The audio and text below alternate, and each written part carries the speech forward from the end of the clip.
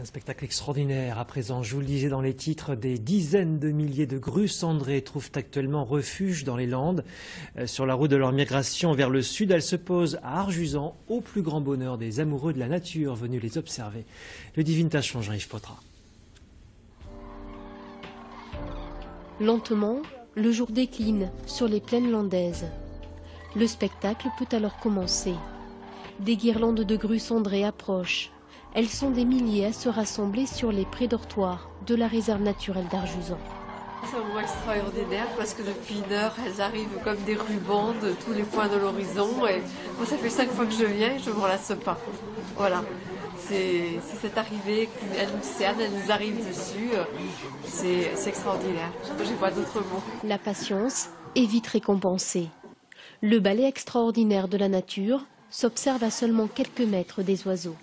J'ai monté ça sur pellicule et puis après je vais faire mes choix. Ça sera difficile, mais j'espère avoir fait de belles photos. C'est impressionnant. Hein.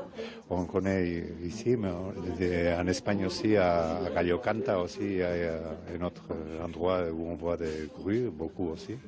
C'est toujours très très beau. Mine de lignite exploitée par EDF jusqu'en 1992, le territoire d'Arjuzan façonné par l'homme n'était pas destiné à devenir un refuge privilégié pour les grues cendrées. Aujourd'hui, elles occupent plus de 300 hectares au bord des lacs, le site d'hivernage le plus important en Europe. En petit nombre au départ et puis aidées par la réhabilitation du site, elles sont aujourd'hui plus de 20, 25 000, 37 000 aujourd'hui à venir stationner sur le site. Au lever du jour, les grues cendrées rejoindront les grandes exploitations de maïs à proximité. D'autres reprendront la route jusqu'à la péninsule ibérique. Tel est le mystère de la migration. À suivre dans un instant votre édition locale.